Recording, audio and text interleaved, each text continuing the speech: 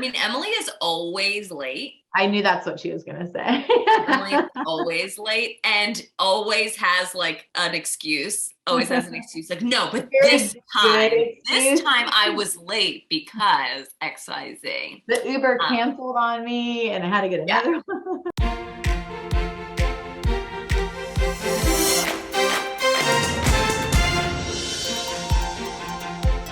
On today's special episodes, we welcome back Broadcast Bulletin. We welcome not one, but two guests of the program. Ashley Wilson is a former news anchor who's worked in Salisbury, Maryland. Parts of Salisbury are under construction in what seems to be a revitalization effort. Toledo, Ohio. A local fire department is facing a $1 million shortfall here pretty soon. And most recently in Baltimore, Maryland. Education wants to hear from you about Lansdowne Elementary School. Viewers might also know her under her maiden name of Ashley James, as that's what she used during her time in TV. Joining her is one of her best friends. Surprise. Emilie Voss is also a former TV news anchor. She's worked in markets including Grand Junction, Colorado, Lansing, Michigan, Palm Springs, California. Getting back to school supplies is not an easy task. Welcome to WTOL 11 News at 6. I'm Emilie Voss. And most recently in Toledo, Ohio, where she spent most of that time as the main evening anchor during her last 5 years in the business. She hasn't completely dipped her toes out of the news though, as you might have seen her interviews on behalf of Carfax, an automotive data company primarily in the business of selling vehicle history reports. I'm your host for Broadcast Bulletin, Jim Stanton, and welcome for episode 11, From TV Co-Anchors to Friends for Life. Guys, how are you doing this morning? Good. Yeah, good. Thanks for having us and thanks for letting us come on together. Absolutely. I know this was your idea. You were like, let's bring my friend on. She might want to do it. Ashley wrote some moral support. I just wanted somebody near me. We were supposed to do this together, but I'm like fighting a cold and didn't want to get Emily and her baby sick. But I was hoping she'd be like sitting next to me so I could just be like, it would be like old times when we were anchoring Ashley together. has a way of roping me into a lot of different things. So here I am. All right. So whoever wants to go first, give us your story. Where did you grow up? When did your interest in reporting news first start to develop? You can go, Ash. Okay, I will start. So I grew up in Delaware. I'm one of 5 kids. And, it's funny because when I look at news now, I'm just like, in Delaware, we got our news from the Philadelphia market. And growing up in just a somewhat small town in Delaware, I was like, how do you even do that? Like, how would you even Philadelphia? Who do you call? So I always knew I loved sort of telling stories and talking. I mean, if I could tell you how many people have said, I've never met somebody who talks more than you, I could, if I had $1 for every time somebody said that, I'd be rich. But I love that. And I love sort of being in the know and knowing what's going on around me. And it's addicting. I feel like it's addicting. And when you have that in your blood, I think it's something you can't get rid of, even getting out of news. I still am in the morning checking, and you just want to be in the know and know what's going on around you. But anyway, so back to being young and in Delaware, I just had no idea. It seemed so far-fetched that I could become a news anchor. And so anyways, I just sort of thought like, I don't know what I'll do. But I ended up, all right, how did this start? So I went to school for leadership. And then what she skipped there was that she won Miss Teen Delaware first. I have to put her on blast for that. Okay, first of all, Emily's acting like she's giving me credit, but she always tells me that I competed with like 10 people in Delaware because we're such a small state, which is so rude. It was like 50.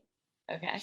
No, I did get that. And that was awesome. That was like, got me a scholarship to college, and that was amazing. But yeah, I really just didn't know what I would do. And then I really feel like networking is so important in this business. And it started young for me because my mom had a friend who actually took us to the Fox News channel's Christmas party. And it was there that I kid you not, I was like hustling and like asking for an internship.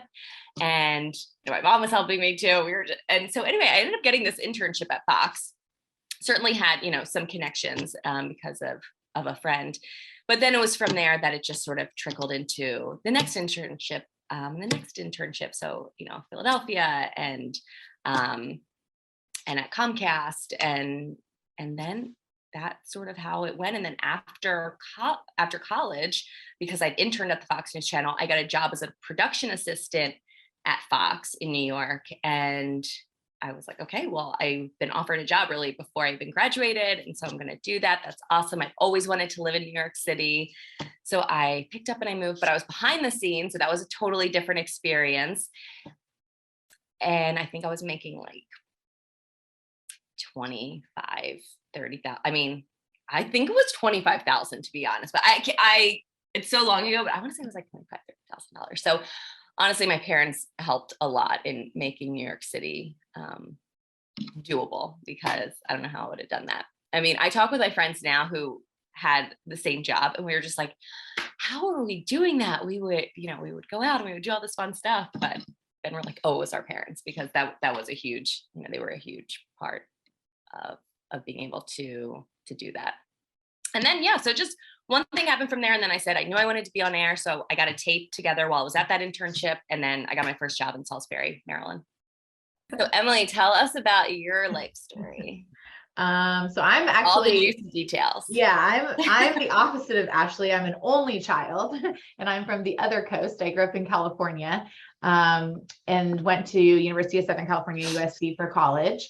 And when I was a freshman in the dorms, I remember literally the day I moved in, these two girls were living in the dorm room next to me, and I didn't know what I wanted to do, and just I'd figure it out in college. And these two girls were in the dorm room next to me, and they were both broadcast journalism majors. And I remember the move-in day, them telling me that's what they were majoring in. And I was like, that's interesting. I had never, like, a little different than Ashley, I had never thought of it as a career, or that's something you could do. This is my dog Murphy. Sorry, he's just gonna make an appearance here as he snuggles up. But yeah, so I thought that was very interesting. And so that second semester, my freshman year, I took like an intro class and just really fell in love with it. What's very funny is that both of those girls, neither of them went into TV news, broadcast journalism.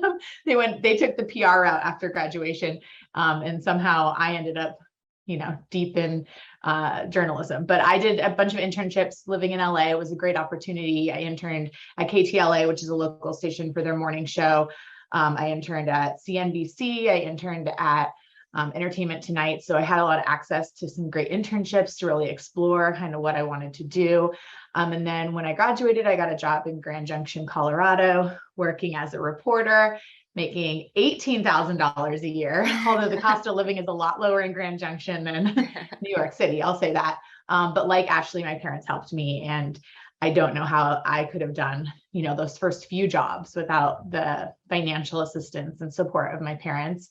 So starting in Grand Junction, I was there 2 years, and I thought I just wanted to report. Like that was my first true love. I loved that every day is different. I loved being, like Ashley mentioned, in the know and in the, helping to share that information with people. I loved reporting. But then they offered me the weekend anchor job, and it was like a $3,000 raise. And I was like, yes, I'll take it. That seemed like a lot of money at the time. Yeah. And then just kind of realized that I maybe more naturally was drawn to anchoring. Once I started doing it, I did really love it. And so then my next job, moved to Lansing, Michigan as a morning anchor, then back to California to Palm Springs as a morning anchor.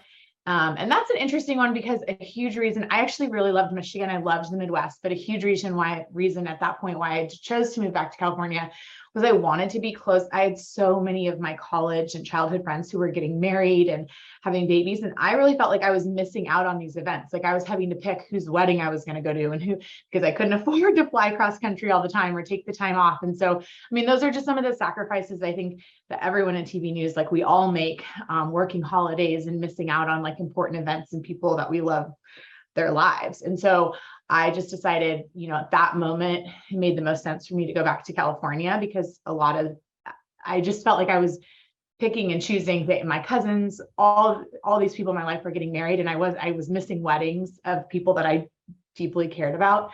So I moved back to California for about 4 years, and then ended up moving to Toledo, Ohio, where I was the evening anchor for the last 5 years of my time in TV. So spent about 13 years in TV.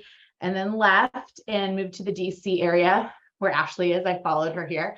And we Having fun ever since. yeah, we've been having fun ever since.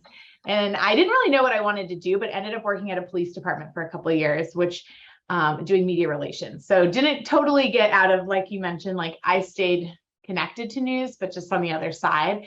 I loved working at the police department. There's a lot of similarities to a newsroom, a lot more than I even thought there would be, but it was a 24/7, 365 job. And I needed a little more work-life balance with my family life. And so ended up taking a job at Carfax, and I've been there 3 years now, and I love it. There is a good work-life balance, but I still do get to work with reporters around the country. And, like for instance, unfortunately with Hurricane Ian, so much flooding, we've been doing interviews on the flood damaged cars. So I still feel connected to that news cycle and the news world and working with reporters in newsrooms. So there's still that, I can't totally let go of that connection to the news world. I'm just on the other side of it now. Yeah. All right, so a lot to unpack there. So let's kind of back up. You didn't fall asleep to our stories. Yeah, sorry. Also, Emily, you have a beautiful soft lighting. So thank you. now I'm really upset I didn't do this with you. Yeah, you should be here for the professional lighting situation. I know. I'm over here. Okay. All right. No, that'll help. That'll help cut at least 20 of the questions out because you already answered like half of them. We're done the interview. Wow. Right. All right. Goodbye. No. Okay. So you mentioned in college you majored in leadership. Why did you end up choosing that? And what were some of the classes like? And did any of the classes prepare you for journalism at all? So leadership honestly felt very similar when I was looking it up to maybe like a communications. And one of the professors had described it as really trying to kind of put you in the real world and have you do things with like real businesses out there. So I remember doing some projects where we really had to, like, I think, pitch ideas to companies and things like that. And so that sort of grabbed my attention. But honestly, I think I was just trying to keep it as sort of vague as like possible, something that no matter what I did in life, it was useful for. And I feel like a communications and a leadership all sort of fit that. So that's why I majored in that. And then I went back. I actually got my MBA. So I just like continue to get degrees that really are serving me no purpose at this point in my life. Still haven't gotten a journalism degree, but I don't know that that's entirely necessary, but I do think that's great. If you know what you want to do young, then get in there, because there were times in my career that I was just like, ooh, I feel like I'm kind of faking it till I make it here. Like I would hear terminology or things like that I was just like, crap, I feel like I would know this if maybe I went to school for it, and I didn't. So I do think I had to learn. I mean, I had to learn everything in my first and second jobs. But I think it all worked out, and yeah. Let me ask you something. Do you think like and I'm serious here, like I know I normally joke about your pageant stuff, but do you think that your pageant stuff helped prepare you too? I do. Oh, for sure. I mean, we definitely joke about the pageants, but there's no doubt that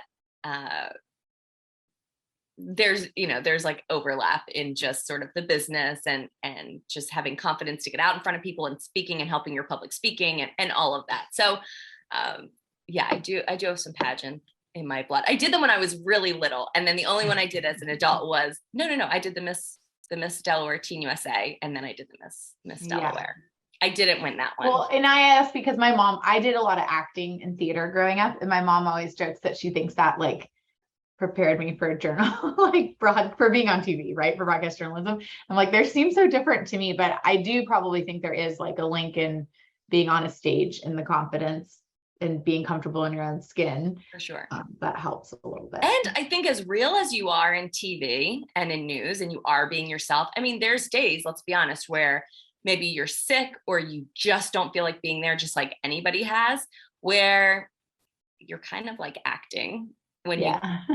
when you go when you go to the desk and you're anchoring for a show, because you're just a human and you have real life stuff going on, that you might be in the worst mood or upset about something. Or, I mean, I think, we worked together for many years. There were definitely times like the makeup room, I'm sure we cried or we were doing this. And then like 2 seconds later, you're just like turning it on, like, hello, welcome, thanks for joining us. So I see how acting would be very beneficial. And actually, Emilie is not telling you that one of her acting instructors was on Seinfeld. Oh yeah, George Costanza. When I was out at USC, I minored in acting, and I did have Jason Alexander was my acting teacher for a semester. Wow. So, but it was like, I'm old. This was like pre-cell phones, like there were cell phones, but there wasn't like you didn't have like camera phones, or there wasn't really like, there was no social media yet. So I think back on it now because he gave us like his home phone number and he was so accessible. And I'm just like, I feel like a lot of this stuff, and he talked to us very candidly about, the industry. And I just feel like a lot of that could not happen today because unfortunately people would like blast it on social media. But wait, was he in Seinfeld at the time or was it pre-Seinfeld? Seinfeld had already wrapped up. I'm not that old. Come on. Yeah, but it had wrapped up, but not much before that, I don't think. So yeah.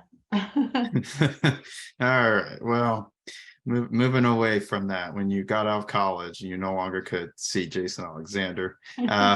What was it like looking for your first job out of school? How many stations did you apply to before someone said, you know what, we want you to join our team? And what was the first job like? I'll take that one first. I mean, I can't tell you because again, it was a long time ago how many tapes I sent out, but this was like you had to make a VHS and mail it to stations. And when you saw like an opening, there was you didn't like email a link or anything. There was none of that. So I had to make a VHS, it was a whole process. And go to the post office and send it in the mail. So you really had to like want the job to like send stuff out. So I don't know. I'm sure that I sent like a few dozen of them out. But got a job in Grand Junction. I graduated college and I didn't know how long it was going to take me to find a job. So I got a job waitressing. And I think I got all the way through like this very intense training. And at like the second week, I got the job in Grand Junction and had to quit. I feel like they were a little annoyed because I had just gotten fully trained, and moved to Grand Junction, which was an awesome place to start. And the industry has changed a lot. So this was in 2004. And the industry has changed a lot, right? But back then it was like you started in market like 180. And so everybody at all three stations, they were all on their first job. And a lot of those people that I met in Grand Junction, I'm still friends with them. They're still in the business. They're still they're in massive markets, and some of them are national. They're doing awesome. And, you started in these tiny markets, but everybody was in the same boat. And people from all three stations, we all used to hang out. We're all 22 years old. We all used to hang out together. It was a very cool time. Although you think like, oh, you're living in the middle of nowhere. Like it was an awesome experience. And I look back on those 2 years with nothing but like great memories. So my first job, remember, I had done the internship and they had offered me the behind the scenes production assistant. So that's how I got the first one. And then I made a tape at that internship and I can't remember exactly where I sent it, but I know I sent it. Oh, you know what? I know I sent it all over. I sent it all over because I remember I flew out to Bend, Oregon for a job interview, paid like a lot of my own way. I think she gave me like a voucher for maybe the hotel. I also I got out there and I was like, this isn't for me, but I would have taken it. But I didn't get the job. I was very upset about that. Just like, I'm never. But that's also, I feel like my first 2 jobs, they did not fly. I didn't go there. It was like a total phone. This is no Zoom. It's total phone interview. And then I took the job in Lansing without ever having been to Michigan. Oh, really? Or Colorado for that matter. Yeah. So I know I at least went those tiny stations didn't really have a budget to Yeah. I mean, that was great that they were even able to do that. And then Salisbury, that was amazing that I got that because that was only 2 hours from my parents in Delaware. And then also my family had a beach house that I was able to live in. So the commute was far. It was like almost an hour, but I was able to live there and commute to work and still see my family a lot, which is nice because a lot of times early in your career, you're moving out. The joke is always like, oh, you're going to move to Fargo, North Dakota. I feel like everyone always used to say that, but it's true. Like your first jobs you will take, even if they're far away and small markets. But like Emilie said, there is something really nice to a small market where it's a lot of young people. It's a lot harder, I think, to make really good friends as you get older in this business. Not to say you can't, we both certainly have, but it just takes a minute because you have family life. You're not able to just like go out for drinks or do this or do that after work. You have to go back to your family. And so I think like people, when you get into the bigger markets, like people are at different stages, right? Like some people have worked at that station for 20 years or they're in a different place. Whereas like when you take a market like Grand Junction or Salisbury, like, and I can't speak to Salisbury as much, but Grand Junction was like everybody, that was their first job and everybody pretty much stayed for like 2 years and 1 to 2 years. I do think Toledo was an exception. I'm sure there's other stations like this, but because even with Salisbury, I lived so far away, so I wasn't really like hanging around much after, or doing a ton, even though, I worked with great people. It was harder for me because I was living so far from the station. But Toledo was a great mix of mostly younger, but also like some people with, husbands, wives, kids. And I don't know, just like the sweetest people in Toledo, like the Midwest truly does have like the nicest people. And I don't know, I feel like that was sort of a unique place where just people did regularly hang out outside of work. Like, we'd invite each other, have housewarming parties or like, celebrate birthdays together. Like everyone at the station from all, phases of life regularly hung out together, which was cool. You're negotiating for your first job. Anything you're looking back now that you didn't negotiate for in that first contract that maybe you regret? I did not negotiate for anything in my first job, nor did I negotiate for anything probably in my second job. Did I negotiate in my third job? I don't even know. I think you're like so grateful, or I was so grateful to like be getting an offer and feel like you just like want the job so bad that I think that like, I don't know. I didn't negotiate for anything either, but and I don't even know if they still do this kind of stuff, but like at the time I was making 18 grand, but they gave us like free hair, free nails, a clothing allowance, like there was all these things like already built in.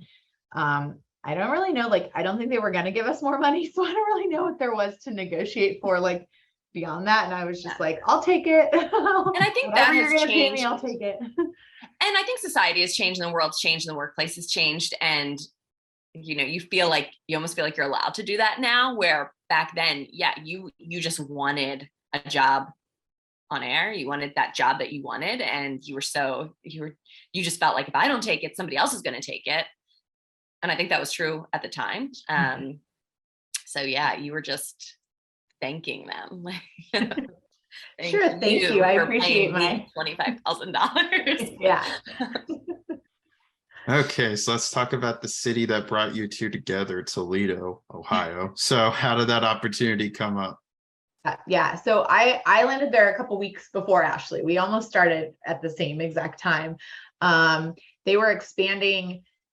We went to work for the CBS station, but they were expanding and adding a Fox programming. Essentially, they had like merged, or it wasn't a merger. They had like a contract where they were going to start running the Fox programming. So they were hiring some extra anchors. So I got hired to be the evening anchor for the Fox station and do one of the evening shows on CBS. And I had interviewed there and I'd interviewed a few other stations, but mostly in the Midwest. And I knew that I really wanted to be in the Midwest. And I will say the other markets that I interviewed in and even had offers from were bigger than Toledo, but there was something about that newsroom. And I was leaving a situation where I didn't necessarily like love the management at my last station. So I kind of knew like what I was looking for very specifically. And I felt that in Toledo, like the two main evening anchors for the CBS who had been there for 20 to 40 years, 30 years. They were so welcoming. And so I was going to be basically joining their team as a third evening anchor. And they could not have been more like welcoming and made me feel embraced and just like excited that I was there. And so ended up taking that position. And then a couple weeks later, my news director came to me and said, hey, I'm interviewing somebody for the morning Fox shows. And I think you guys, can you just show her around? And in walked Ashley James. It's me. And then, so yeah, we hit it off then. And I think once I got the job, I think I knew on the car ride with our news director at the time, the car ride back to the airport, that I was getting the job, because this is funny. I read in a magazine, a good question to ask was, it has never worked for me since. I think it's actually worked, against me since, but it was like, ask, what was it? Is there anything that makes you believe I'm not the best candidate for this job? And is there any reason you would think I'm not the best candidate for this job? And I remember him being, but I think I was like, I just read this in a magazine. So if you are offended by it, like, please just ignore it. And then anyway, he was like, I remember him being like, okay, like, you're getting the job. We are going to make an offer or something like that. So I knew heading back that I think I had it. And I was just excited. Like, I was just like, again, it was also about money. It seemed like this huge pay jump from Salisbury, which, like, looking back, I was an evening anchor there making nothing. And so I was like, oh my gosh, like, this is a good deal, like, I'll be making so much more money. And I mean, it was a little harder of a decision at that point because I had a serious boyfriend who's now my husband. And I mean, we were serious, but we were still sort of, I don't know, maybe we'd been dating maybe just under a year, but it felt serious, right? Like, I felt like this was something, but I was like, I can't stay home for a guy. And so anyways, I took the job, and we did long distance. So it worked out. But yeah, so I met Emilie my first day, and then she helped me sort of find where to live, gave me some options. And then we honestly, though, we worked different shifts. So we were friendly and friends, but we didn't really become super close until, was it when I moved on the shift? Yeah, you moved to evenings. Yeah. I moved to evenings, and then I feel like we sort of became inseparable, and she started taking some trips to DC with me. And then, yeah, that was it. And then I moved to DC with her. And then she had so much fun on those trips. She moved back. Yeah. Well, why were you looking in Toledo in the first place? Were there other places you were looking as well? Well, I was just looking at anything that had an anchor job. I think I would just pick cities, and I would go to, like, each of their, right? Isn't that, because I don't remember there being, I think I would just go, I would look at the list of markets, and I would just go to each city, and I would look at each Fox, CBS, NBC, and I would see if they had any postings. And then when there was, I would apply there. I don't think, still at the time, it really didn't matter the place. All right. So do we sound so desperate now? In our younger years, we were so desperate. There's a lot of people like that. Yeah, not just you guys. So, okay, you were the first to leave Toledo. Why did you leave Toledo? Where did you go from there? I got engaged, and I had, I just re-signed a new contract. And then I got engaged, and then it just felt like we just could not do the long distance anymore. And we were engaged, and we just felt like, okay, now that I have this ring, I feel like, okay, I can move to where you are. And he was from the DC area. He had no plans on leaving. And I mean, I had loved DC. It was close to home too. It's 2 hours from my family. And so then when I left, I just, I got a job pretty quickly in Baltimore. So that's why I left, though, for my now husband. Okay. Did you guys have an agent at all? Let's talk about the agents. Did you guys have one? Yeah, we both did. We had different ones, but I got an agent when I was going to leave Palm Springs. She was with Beanstalk, and I think now it's NSB, I think is what they're called. And so she helped me get the job in Toledo. And then I had her through my time in Toledo. And then I left. And actually, though, when I did, when I moved here to DC, I was looking for jobs outside of TV, but she wasn't giving up. She was like, let's just she actually sent my stuff for some freelance work in DC. And I actually went on an interview here. But I just my heart was not in it. I knew I was ready to leave TV. But she's awesome. And I have nothing. I've referred 5 of my very good friends to her, and some of them still work with her. Her name was Jen, and she was amazing. I have nothing but positive things. And I know that there is a point, to me, some people get agents in their first, second job. I wasn't making enough money. To me, it wasn't worth it at that point. And you could still for me, find a job yourself. Yes, it's less work with the agent, but you're also paying them a % of your paycheck. So you have to, I think there's a tipping point where it becomes worth it, where they help open the doors to and listen, the business has changed since I got into it in 2004. But at the time, I don't think, I knew people that had agents when we were in market 110. And to me, it's you're paying them a percentage of your paycheck, but you could get in market 110 without an agent. So I waited till I was at that tipping point where I was ready to maybe look at top 50.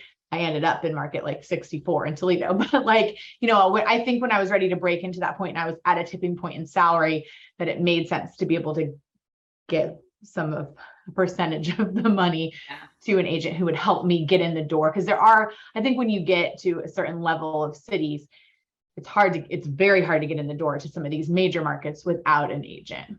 And they just have those relationships built. And there's news directors out there who don't like working with agents. So it cuts both ways, right. I think there's plenty of people who work in major markets that don't have agents too. So it's kind of a personal decision that you have to make. Yeah. I think I got an agent in Toledo. And he did help get me the job in Baltimore. And there is something very nice about not having to make your own tape and then doing and then just doing all sort of the legwork. But they give you insight too. I feel the interview process is so stressful, and sorry to cut you off, Ash, but I just feel the interview process in any job is stressful, right? But there is nothing like TV news, the interview process, especially when you're sending tapes out, because it's personal. You are sending you as a person, what you look like, your personality, all those things on a little TV screen to people to judge, right? So it is so different than sending a paper resume for a job in marketing. That it's a very, very personal experience. And so I think with agents, they're able to offer you insight oh no, you might have seen that job posting in Indianapolis, but they're looking for a male, so then you're not as offended to get the job, because they have insights to kind of what the news director is looking for, whether you meet that, because that's just the business that we're in. There is an appearance portion of it, and they know stuff. So it felt less I felt the job search with Jen was less hurtful, because she could kind of guide me to tell me oh no, you're not what they're looking for over here. We're not even going to apply there. Or I don't know. That was my experience, but yeah. So you guys, now that you're out of TV, do you enjoy having privacy? Were people stopping you in the grocery store when you were working, I'd imagine? It's funny. I think that there are different markets where news anchors and reporters, and just news in general, is a bigger deal. I do think Toledo was one of those places. I think also, if you're at a station that is, I think where we were was the top station, if not, always battling, 1 and 2. So people, I think, did know who you were. But I think it was different cities you could go to and spend a little time there. Did you feel that in Baltimore? Well, not really, but also I lived in DC. Yeah. And so I worked in Baltimore, but then I would commute back home to DC. So I didn't really feel like that. I don't know if the experience would have been different if I lived, downtown Baltimore. So yeah, I don't know. Nothing really ever bothered me about that. I mean, you have like maybe what would be like your funny stories, like, oh, you're getting mail from like jail, people watching you and being big fans. I don't know. That just like never bothered me, or yeah, Emily. Yeah. I mean, I felt like, especially if I must look very different without makeup on and my hair in like a ponytail. Cause I felt like if I went to Target looking like that, I could get, totally shop and nobody would even like bat an eye at me. But if I went before or after work, like dressed for work, I would definitely get stopped quite a bit. And yeah, it is a weird, I never really was comfortable in it, just because I do think it's like Ashley talked about earlier, like you are yourself on TV, but you're not always in that mood when you're running through Target to try to like grab a bottle of milk or something, like, and sometimes I felt like they had an expectation of how, I don't know. I'm just an awkward person with people I don't know, with strangers. And Ashley's better.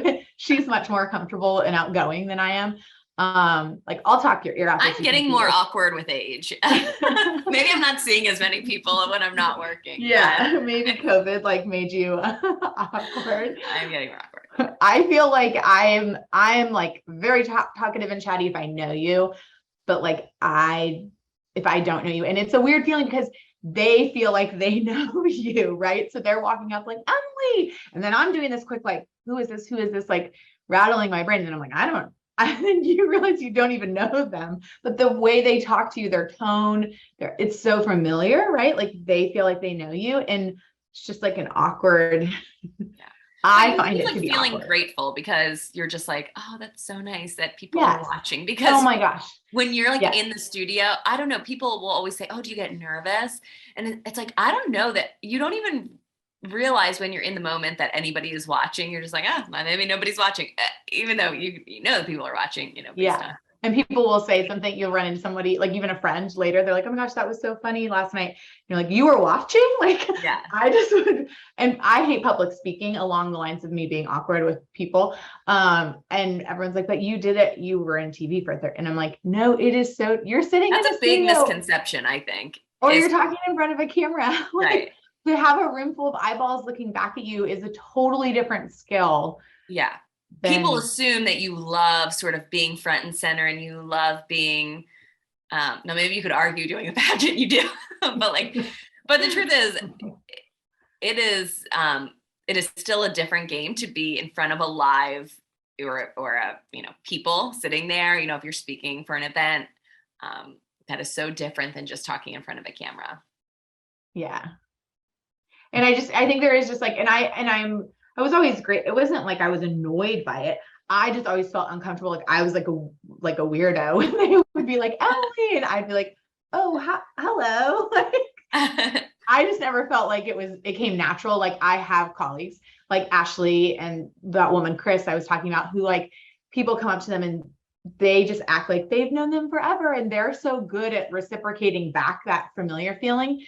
And I just like, it never clicked for me. I just never figured it out.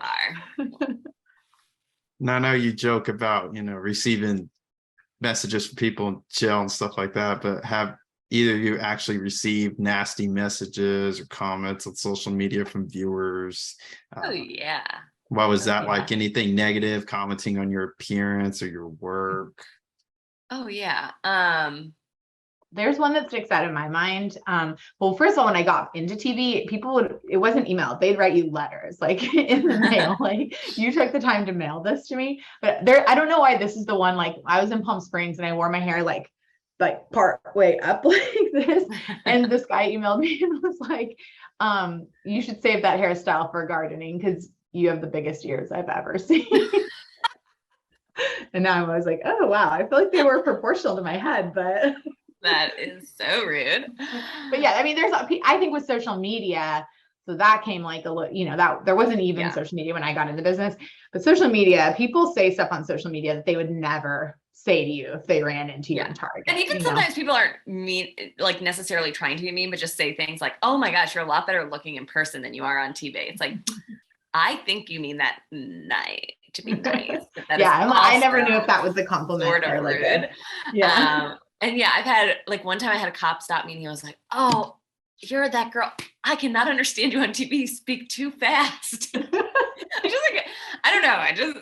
There's a million things that I've had people write mean stuff. Like they hate my voice. I'm like, hello, But you are. I mean, I still don't like my voice. What? I mean, that's where, again, going back to even like the applying for jobs, that's why this is so different from any other career you could have, because it is you as a person that you're like putting out there. You know, people feel like they can criticize like your clothes or your appearance or your weight or your hairstyle. And it's worse. Yeah, it's so much worse now with social media. So it gets very ugly, but yeah. But like in what other workplace? Like I can't imagine now at Carfax, someone being like, oh, Emily, like your hair looks terrible. You know what I mean? Like nobody would come at you with like, there's no other workplace where you would take the criticism that I think you take as like a TV news anchor. Yeah.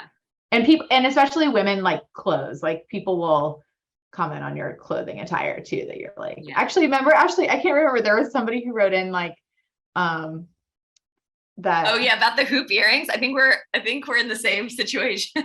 Well, like they wrote, because this is actually very like telling of Ashley and I, right? Like she's hoop earrings, I'm pearls. Like that's just us. This woman wrote me like a letter basically saying like, she hated my clothing. She didn't know that Ashley and I had like a friendship outside of work, right? Like we just happened to anchor a newscast together at 5:30 for the last like year that Ashley's at the station. And she wrote me a letter saying like, basically, I can't remember the exact verbiage, but it was criticizing like my attire. And she just told me I should dress more classy and conservative like Ashley. And I was like, wait, that what? Is funny because I usually have these like big earrings on and I don't, yeah. I wear black and like some pearls and like Emily she basically said how classy Ashley was, which Ashley is classy, but it was just like I was like, wait, what? No, it was, but you would describe how Emily dressed as very like classic and classy. So it was very funny, but that's that's what you get. So it was basically a whole letter about how like my attire, she didn't like my attire, but she thought I should be more like Ashley. But to be honest, I don't remember anything standing out that like really, really hurt my feelings that I can think of. I don't know. And maybe when I moved to Toledo, I was single and I was 30. And I got a letter in the mail written from a woman that said like, basically like, you shouldn't be proud of the fact that you're like single and getting older. Like it was a handwritten note about how like there's nothing more rewarding in life than being married and having children, and maybe I should put that in front of my career and stop focusing so much on my career. Which is like, that's just like a very personal, and that's what's just interesting is like you put yourself out there, and I do think people just feel like they know you to the point that they can like, I'm sure I think it was an older woman, and I'm sure she meant well, right? Like she was trying to give me advice or something. She's like, at the end of the day, all that matters is like your family. But it's like, you don't know my personal situation, but they feel like they can comment on your life choices, I guess. Yeah. All right. So there was a time when either of you were sent out to a dangerous situation as part of your job that you didn't feel comfortable doing, but you had to do it anyway because that's your job.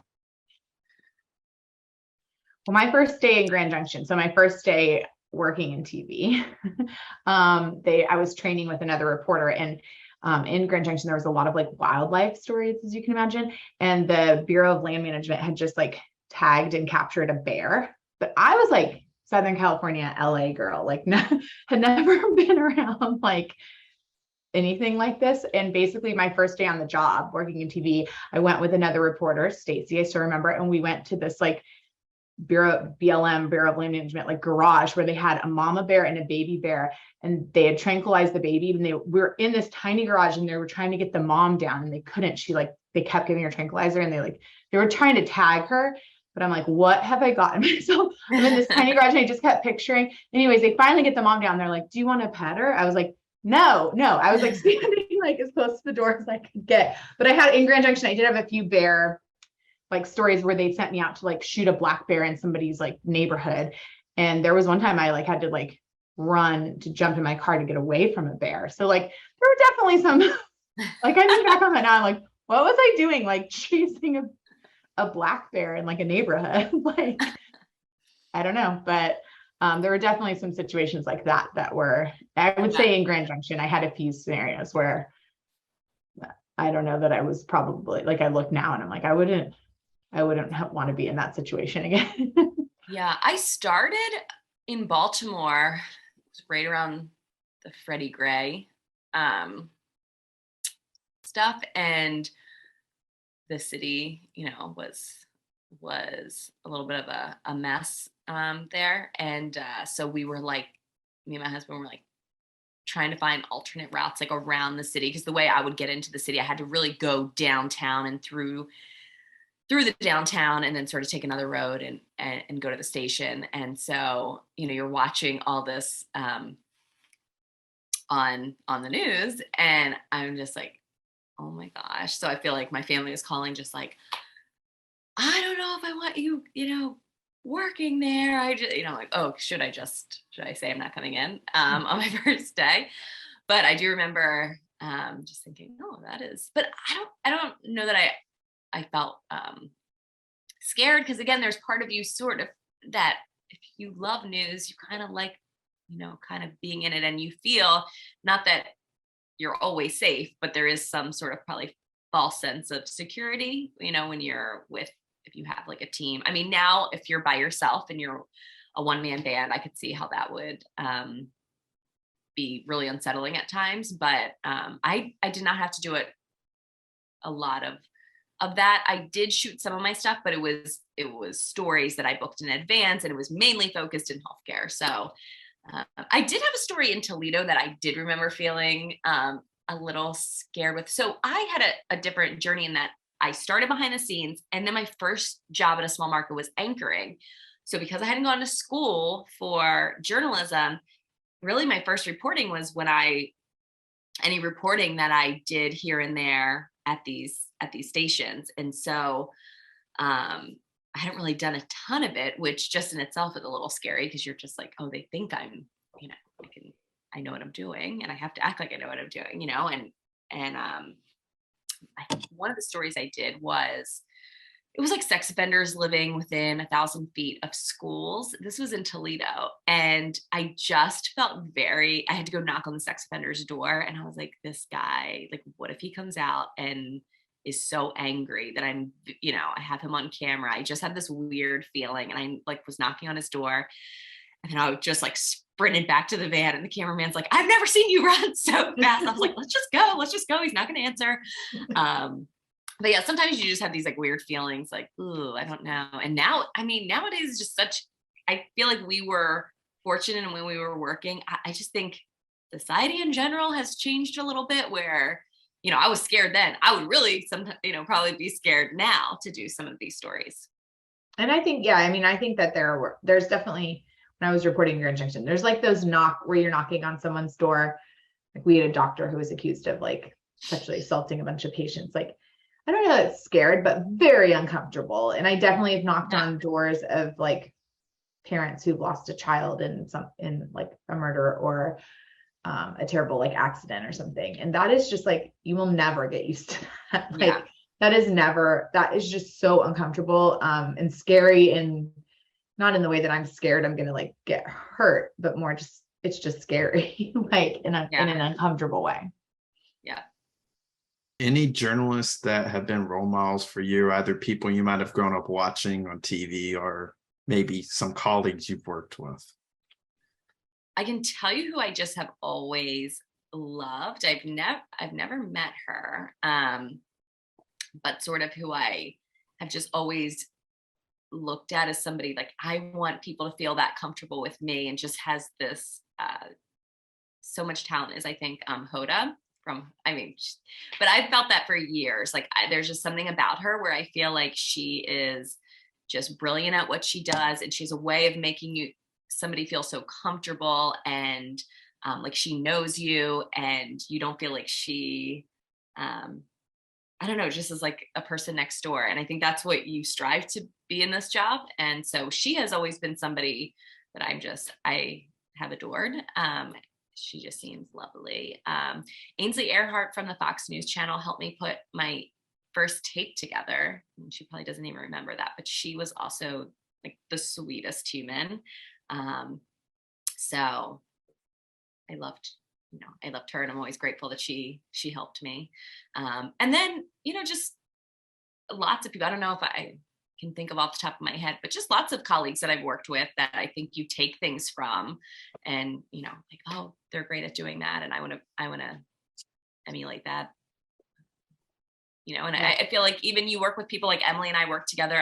I'm sure that it's funny, we have been told sometimes that we'll pick up on each other's like mannerisms because we're like together so much. But I think people when we're out in the world, people think we're sisters. Like we've been, oh, are you guys sisters? Which like, I used to have way blonder hair, and I'm like, we don't really look alike. I have like light eyes, she's dark, like, but I think that there's a mannerism in how we talk that I think you pick up things of how the people you're around the most, you pick up some of their qualities. And so like when you're anchoring with somebody, I mean, they're like having a good co-anchor. And I think for me, like when I think of who I learned the most from, or like my role models were probably in my last job. Like I would say Jerry, who was the male co-anchor that Ashley and I both work with in the evenings. He has been there he's retired now, but he'd been there for like 35 years. And then Chris Peterson, the female anchor that I talked about that left, but embraced me. Like, I think both of them were just like top of their craft. Like they both could have, gone to a market bigger than Toledo, but they made a choice to like invest in Toledo and build their life there and stay there. And they just like the way that they not only were amazing at anchoring, but how they were in the community. I think there was a lot to be learned from both of them that I've even taken into like jobs outside of TV too. And I think they also made it,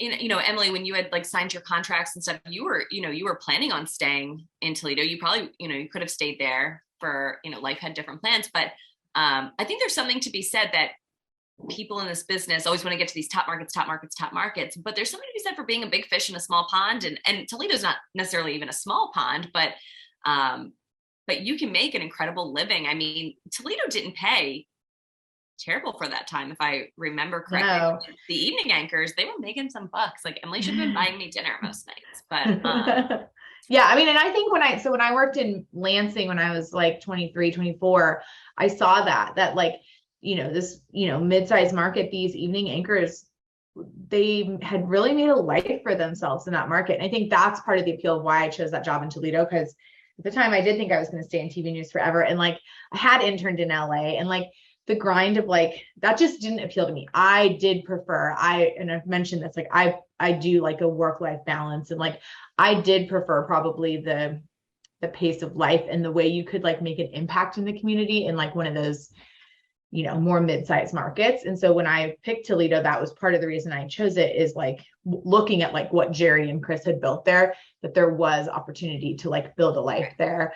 I ended up deciding to leave TV news, but if I hadn't left TV news, I probably would still be in Toledo. Like, and there was, you can, and to each, and it's a personal decision, like to each their own. Like I decided that was like the better path for me, but like, I also think seeing what Chris and Jerry did, like they both, it's not like they could only get to Toledo. They could have worked in any market. Like they're as good as any anchor I've seen anywhere, but they built a life there and chose that. And I don't know, I think I learned a lot from both of them. And Jerry on the desk, like there's nobody who can interview like him, that can, just as a co-anchor, how much he gives to his co-anchors to make them look good too. Like that's a skill. There's just like things that you can't like teach somebody. They're just like an innate skill. And he had a lot of that. So we've gone this whole conversation talking about TV news industry, but you guys aren't in it anymore. So what factors went into you guys leaving? When did you guys realize, okay, maybe I should get out? And I know you two left for very different reasons as well. Emilie, you want to go first? I can go first because I left the business first. So I left in January of 2017. I had known for like a year or two that like there was a lot of different things for me. There were some changes in my personal life, but also didn't love it anymore. And this sounds so cheesy and crazy, but I remember when I was like 22 starting out making $18,000 a year and missing important moments in like people that I loved lives because I lived somewhere where none of my loved ones lived. I told myself, like, if I'm ever not happy, I'm going to leave. And then along the way, I worked with people who I could tell were not happy and saw how miserable and bitter and just like not happy they were. And I'm like, I'm never going to end up like that. And I felt myself like there were things that just had changed in the industry, like social media, I'll give as an example, had really risen, and we were getting a lot of pressure to like post a certain amount of times a day and like do all these things on social. And like that social media didn't exist when I got into journalism, and the web and social really changed like how the newsroom functioned. And I just felt like a big shift. Even I'd been in Toledo for 5 years, and I felt a shift in how that newsroom was operating. And I wasn't for me anymore. I don't feel like I was being challenged anymore. There's a lot of things that factored into it, but I just decided, you know what, it's time for me to go. I don't see myself doing this the next 30 years, which is like what I see myself working for the next 30 years. I don't think this is it anymore. And so I left, but I didn't really know what I wanted to do.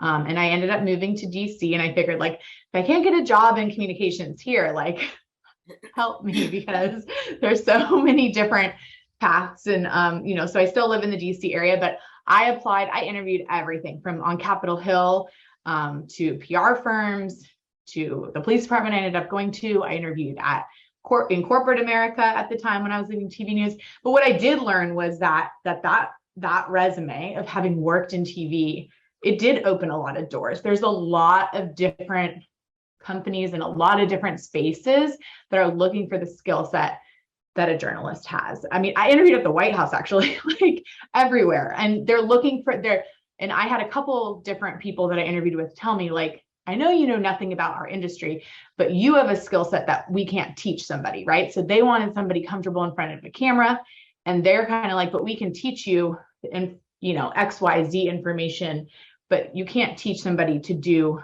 what journalism has prepared you to do. And so, I think there is definitely, I think we all know people who've left this business and have gone on, a lot of people into PR, which is like the natural gateway, but there's a lot of different industries. And I saw that in my time interviewing. It took me about 4 months to end up at the police department, but I did a ton of interviews, and they were across the board in like different industries, different, from politics to corporate America. And the skill set that we have from our time in TV news is definitely one that like a lot of different people value for different reasons. And I got out after my second. So I had gotten out before, and then I went back, and then I left again. I'm like, I don't think I'm gonna be allowed to come back this time. But where I was I felt like on the morning show, it is a tough schedule, and people who do it with kids, like, God bless them. That is a really hard schedule when you have kids that aren't sleeping or they're sick or this or that. And people would always say, yeah, but you get to go home and you have the rest of the day with your kids, right? And that is true. But if I am a zombie for the rest of the day, like, am I even being like my best self as a parent? I didn't feel like I was. I just felt like, yeah, I'm here, but I'm not really present. And it's scary, and it still scares me because I don't know that I'm done with news. I mean, there's always something that I think, like, I kind of want to get back in, but I also feel blessed to be able to be at home with them for a little bit till they're, like next year I can send my youngest to like a part-time school. And so that's really when I think I'm going to hit this crossroads of, do I go back? And every month that goes by, I literally think of this, like, it's 1 month longer that I'll be out. Is it going to be harder to get back in? So I get nervous because people used to say it's hard to get back in once you get out, but it wasn't the first time. And so I just keep telling myself, like, if it's meant to be, it's meant to be. But yeah, I don't know that I'm done forever with news. You both mentioned that you are now mothers of young kids. So obviously that would say that's more important than being a journalist. Not to say that being a journalist is not important, but did becoming a mom alter your career trajectory at all? Or Do you look at things differently now that you are a mom? Are there certain stories that maybe, I don't know if I want to do it now? Like 1,000,000%. So I went back. So I left after having my son. My last day was the day before my water broke with him. And then I didn't come back for a while. Then I missed it. And so I called the my news director up and asked if there were any, if there was any opportunity for freelancing, and there just happened to be. And then it sort of trickled back into my old role of morning anchor. And it just was like this sense of all the noise sort of that can be in a newsroom. I mean, just the things that maybe mattered before did not matter after that. Like, this is the easiest part of my day today. Okay. When I go home to a crying child, that's going to be the hardest part of my day. Like, I just felt like things just rolled like off me so much easier after having kids. My perspective changed on so much. But I also think all those stories that we did, and I'm not to say, it's not to say you can't do a story about kids or something that affects families when you don't have it. We did it. I like to think that I was able to connect to those stories. But certainly after you have kids, those stories mean so much more, and they really do affect you. Anything that has to do with, kids health, this and that. And you do so many of those stories, when I'm single and 25, but like, you just don't have the connection. And I don't think you truly understand until after you have the kids. And then you realize, oh, that was such an important story. Right. And I didn't really give it that much thought.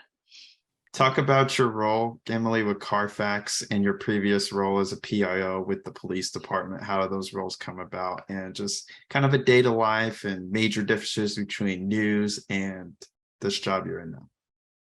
I'll start with the police department. So that's where I ended up immediately after. And I was hired by another former newsie. She had worked in DC, and she was running the media relations department for Fairfax County Police. And so she hired me to be her deputy director. And then a few months later, she left. And then I became the director. And I was over like 20 plus people managing them, and a lot of them were like lieutenants and sergeants in the police department. And that was, I don't know that news prepared me for that, because I never was in a management role. And I do think when you're like the evening anchor or anchor, you do have a leadership role in a newsroom, but it's not management. So I wasn't prepared for that. So that was like Ashley said, fake it till you make it moment. And then ended up leaving there because of like work life. I mean, it was like 2 a.m. on a Sunday, you're getting called because there was, a murder. And so we would tweet out what was happening. We would do a live press conference from the scene that we'd stream on social media. I'd be doing interviews with local TV stations. So it just was a constant, crime happens all the time, and Fairfax County is a huge county. And so in Northern Virginia. And so it just was constant. And I just got to the point where I knew that wasn't something I could do for 30 years and sustain at that pace. So ended up going to Carfax. And so my current role, I do all the PR for Carfax, which really is a large chunk of my job. Is we just have all this data about cars. So odometers, recalls, flood damage. And I basically do interviews now. Never thought I'd say this, but I'm a used car expert now. And just do interviews with like anchors and reporters around the country, mostly through Zoom. Now, pre-COVID, I used to fly all over and work with like investigative reporters, and now it's primarily through Zoom. But just, we have data so we can localize, odometer rollbacks for a reporter in Atlanta, and then, hook them up with somebody who can show them how easy it is to roll back an odometer. And so I help basically reporters around the country put together these consumer advocacy, consumer awareness stories about used cars. And Carfax has, the data to be able to do that. So that's the bulk of my job. And I'm still working with newsrooms. And I also think my understanding from having been in a newsroom of like what they're looking for, as far as like, we need to provide B-roll and like find them somebody who bought a car that had a rolled back odometer, like the components that go into a story. I think that, me versus someone who hasn't worked in a newsroom in this role, it'd be a bigger learning curve for them. But it's been, I have faked it a lot in corporate America because, I started my first day. I didn't know, I never made a PowerPoint. I never used an Excel spreadsheet. Like, I didn't know there's all these acronyms that I didn't know that are like regular business speak, and that's embarrassing to say now, because now I'm like, that's so obvious to me. How could I have not known what like ROI was? But in the journalism world, like you just aren't in, like there's things that, so I would sit in meetings and nod my head, and then I would go back to my computer and Google all the terms that like they were talking about when I was brand new, because I just didn't understand, and I hadn't like gone to school for marketing or even just like broader business knowledge. I didn't have. So there's been a learning curve, but I like that though. I've grown a lot. I know that. So yeah, that's been my journey to where I am today. But I do, both of these jobs still have a foot in the news world, and there's a part of me that does still. And I think that's why I like the police job, especially, with that, like you are in the thick of like what's going on and what's happening. I think there's a lot of us that work in news that like thrive on that. Yeah. Now that you guys are out of the business, do you guys keep up with local news at all? Are you sitting down every night at 11 and watching it?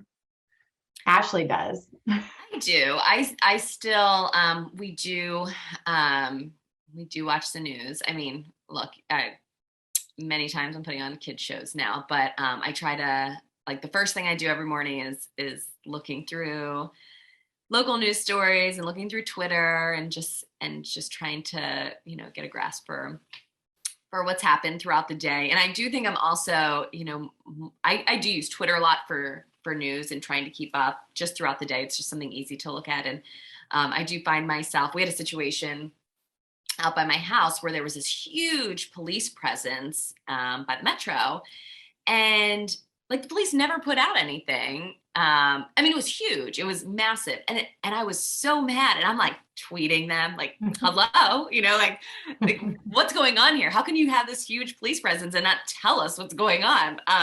So I just like can't help myself in some of these situations, but I keep up with local news as much as I can. I less than Ashley. She keeps me halfway informed most of the time, but I do. I mean, I keep up with some stuff, and probably through social more than like turning on the TV at 6 p.m. But I do try to I still have that in me where I want to know what's going on in the world. So, but I'd say it's more online for me now, like web and social based, than it is watching like appointment local news. You think that tradition's pretty much over with, because most people aren't really doing that anymore? Yeah, I mean, I do still watch it. I do still, like, around dinner time, I have it on in the mornings. We get a little bit. So, they've been saying that for years, right? And I do think it's shifted, but I don't know that I feel like it'll totally go away. Yeah, I think we've been talking about that for a long time, and certainly we have been talking about it for a long time, and there is something generational to it too, right? Like, like our 18 to 24-year-olds watching the evening news, probably not. Yeah, but will they as they get older? I don't know. Like, I don't think we know that though. I don't know. I still know a lot of people that watch the evening news, like that do. And I will say, for me personally, if I'm going to watch something, I want to watch it on my TV. If I'm going to try to find news online, I just want to read it. Like, that's just me. Like, I don't want to like watch videos on my phone. I don't really have, if I'm using my phone, it's just to like quickly look at headlines. Yeah, same. I read on it. So I do still enjoy kind of watching, if I'm going to watch news, like sitting down or just having it on in the background. Honestly, that's a lot of news for me. It's just having it on while I'm like cooking dinner or something like that. And I think that's a lot of morning shows too. People have it on. And that's why I think a lot of times some people would write in, they would like miss things of the story. Like, you didn't say this. Like, well, we did, but you were probably brushing your teeth and but yeah, I think there's still.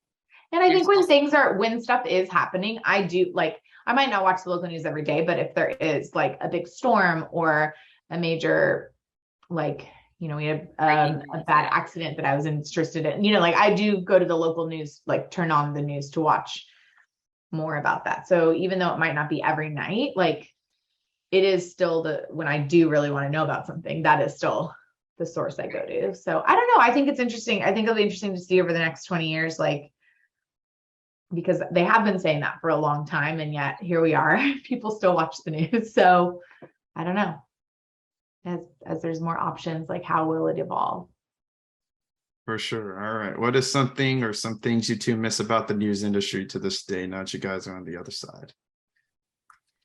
The people. Like I do miss the relationships in a newsroom. There's just something about, when you work together, like I always anchored. So I either was a morning anchor, evening anchor, you're working weird hours, you're working on holidays together. Most of the time you're not making a ton of money. There's just something about like the camaraderie and relationship that you build. And news is unlike other businesses where you're in a newsroom. So most of the time you're together and you're working together. And when you spend that 8 hours at work, you are a lot of times spending it with those people, interacting all day, talking the entire time with them. I've talked about this with my husband before. He goes into work and he has an office, and he might chat with people, but he kind of is hanging with himself for the most, in his office.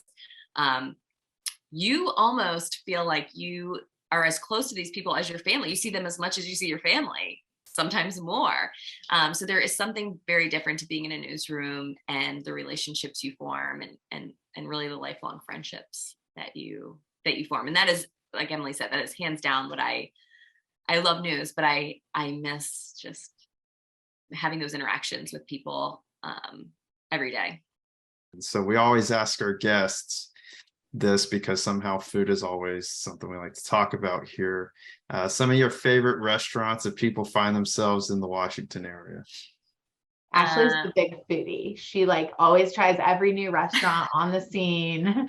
I know, but I have to take it to like a classic. I feel like if you're going to come to DC, right? Like love Philomena, an Italian classic. They have someone making like a grandma making the pasta in the window. They decorate over the top for all the holidays.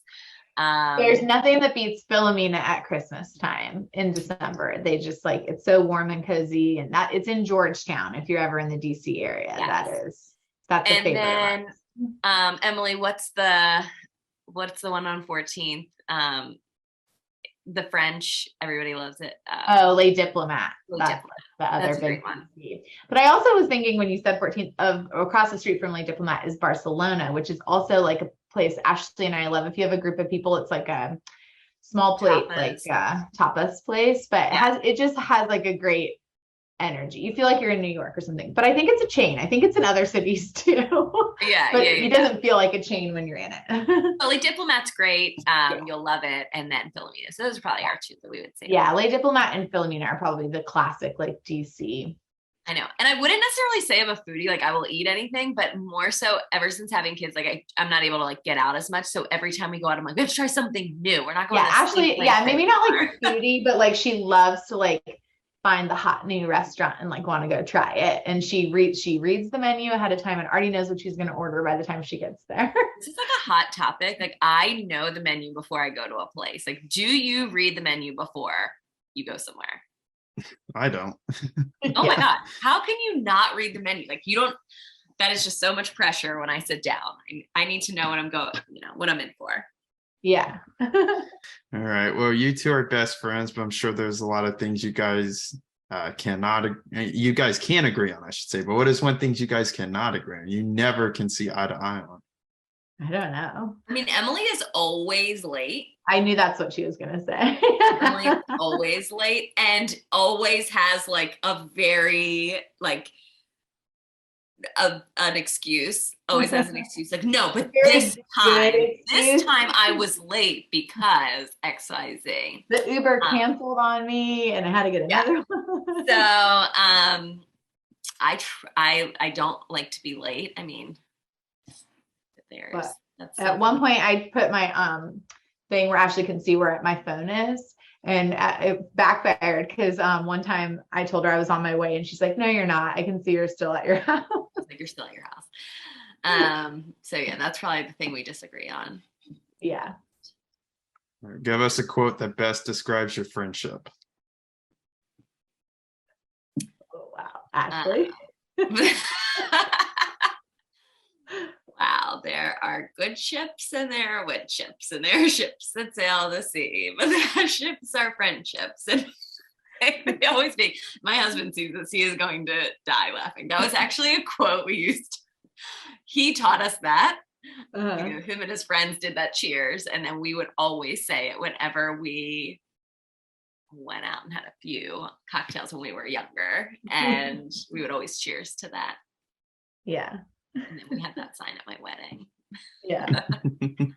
We normally play a quick game with our guests called 20 questions, and hopefully that'll just help our audience get to understand you guys a little better, get to know you guys, and myself know you a little better. But these are just quick little questions. They're fun, easy, quite basic about you and your interests. However, we want to kind of introduce a unique twist this time, because normally you're answering them about yourself, but this time I wanted to see how well you two know each other as friends. So I'm going to ask these questions, but I want you guys to answer for the other, so that way we know how well you two know each other. So let's get started with the first question. So what is your favorite color? Emilie's is black. It is. Ashley's is, I don't know. Blue.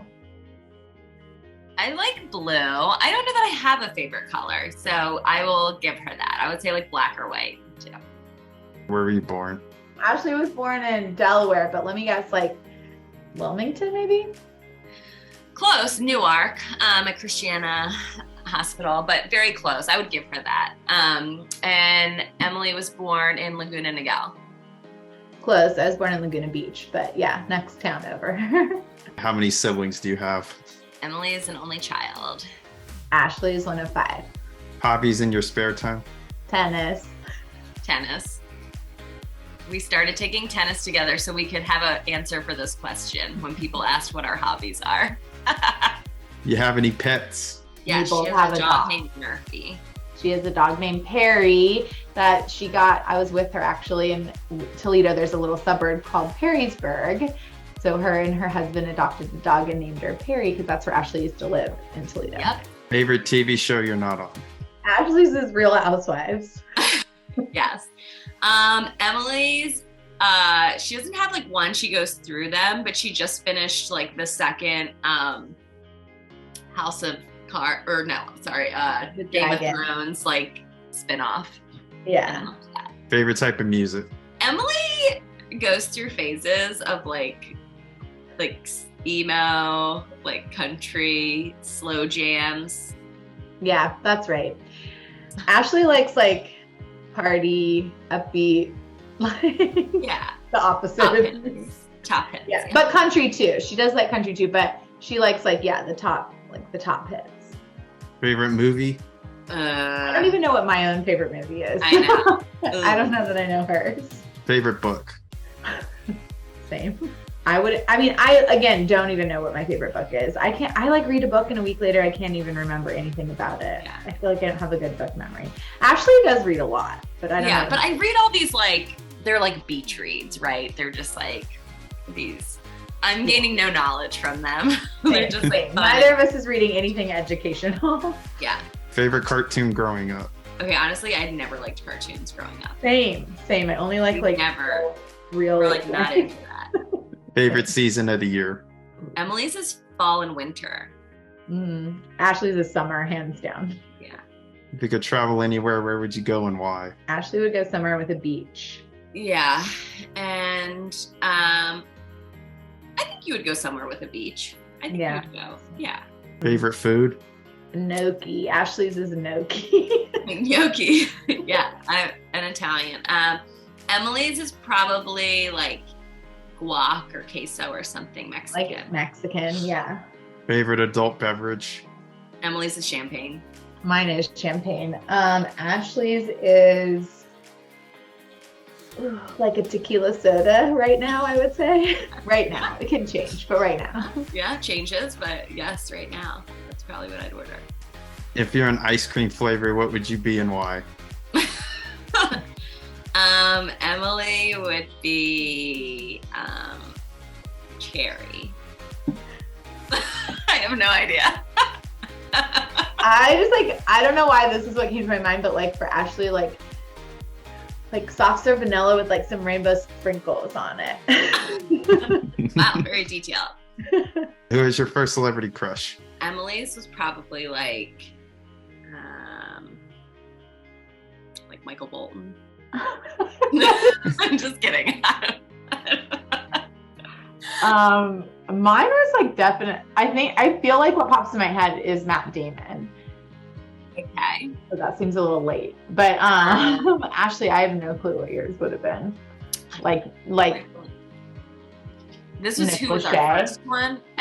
Probably somebody like 98 Degrees or I just said Nick Lachey. That was like oh, pretty Nick Lachey. Yeah. I mean, I liked those or like I don't even. Yeah, probably one of those guys. See, I was on it. Yeah. Given the choice of anyone in the world, who do you want as a dinner guest? With Ashley, it's tough because I could picture her picking somebody like Hoda Kotb, or I could see her picking like a Real Housewife. You do not want to have dinner with a Real Housewife. I just like to watch their shows. I could even go like as serious as like the Pope. I think that would be kind of cool. I could see you going like a very serious or very like fun. Yeah. Let's do. Yeah. Emilie's met the Pope. Well, I haven't met. Oh, okay. I covered his visit to. I covered his visit. You might as well. I was close to him. Don't let the facts get in the way of a good story. Yeah, I met him. First ever job?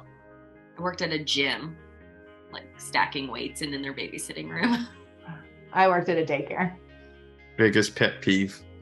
Ashley's is when I'm late. That's her biggest pet peeve. Mine's probably like when people don't do something they're supposed to or like committed to. Probably like more related to work. A joke people always make about your name that they find funny, but you're just annoyed by it. I mean, I have people say a lot of nicknames for my name, like Shlee and Smashly and Trashly, and like people have just really taken the names through the years. Like, I don't know that I'm annoyed by any of them, but they found a way to find some funny names. I don't think I have. I don't know. Most people would call her Voss. Voss is my last name. Yeah, people call me that.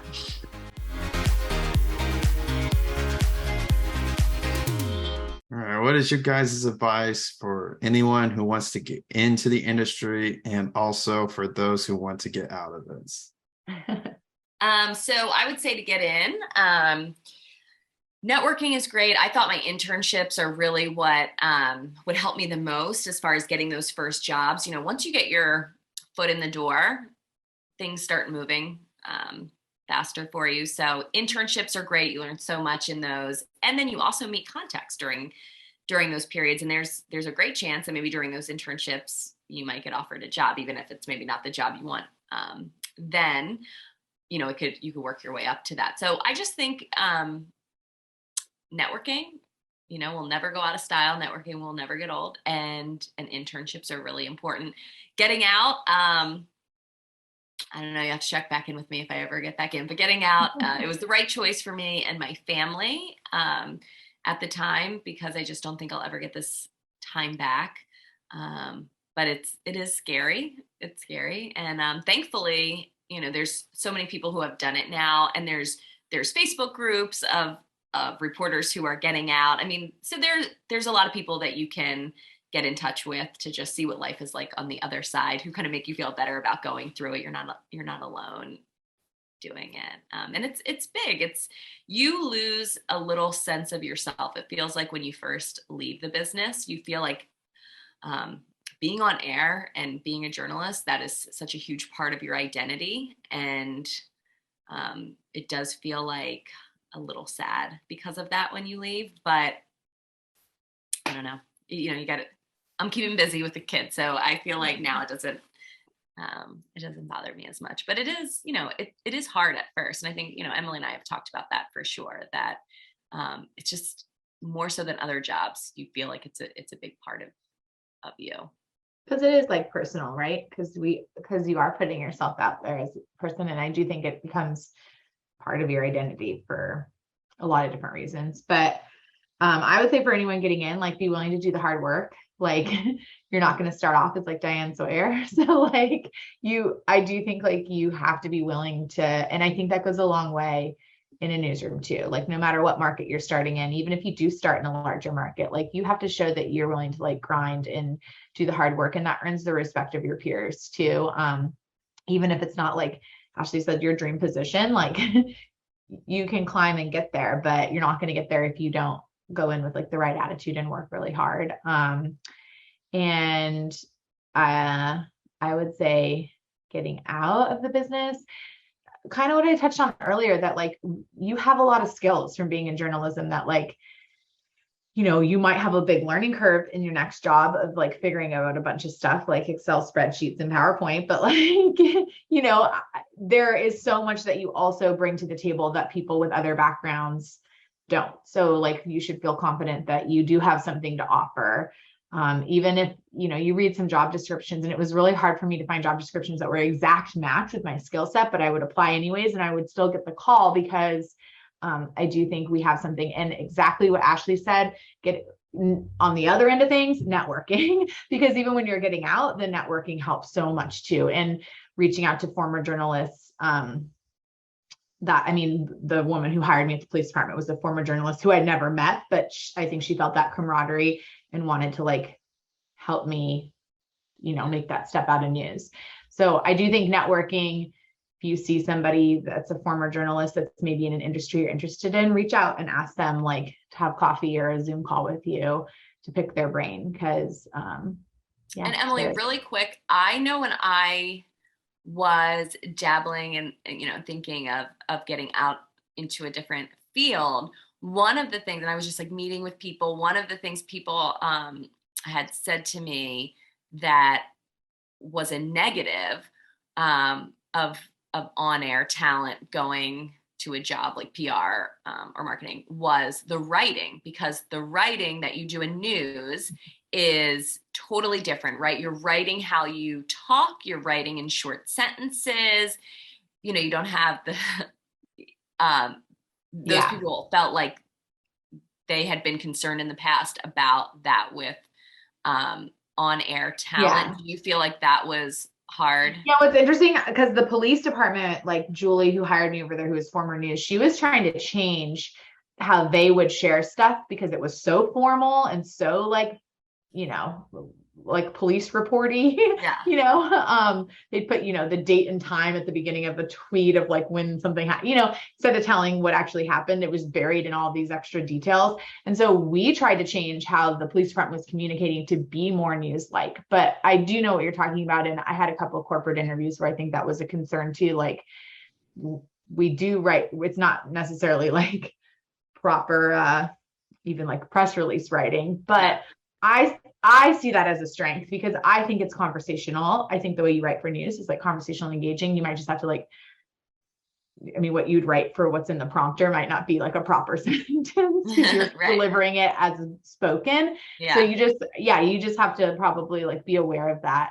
I do think that can be, it depends. I think some people might see it as a plus and some people might see it as a negative. So if any of your old viewers from Toledo, Baltimore, or elsewhere stumble upon this interview, do you have any messages for them?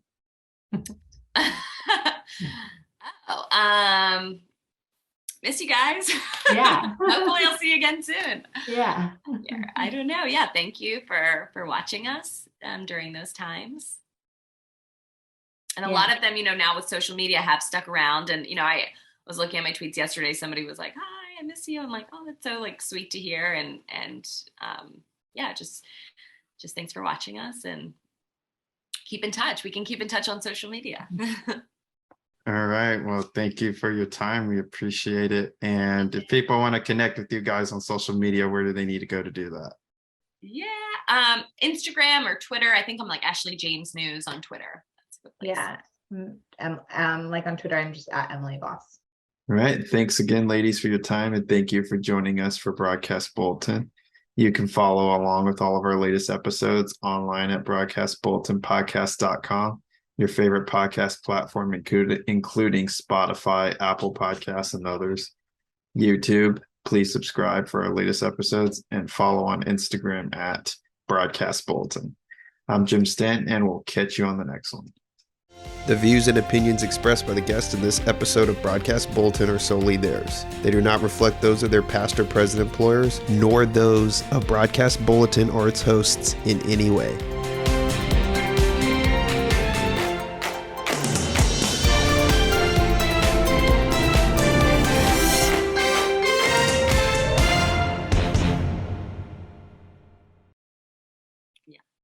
Oh, where was I? Where were you born? I thought you said we're being boring.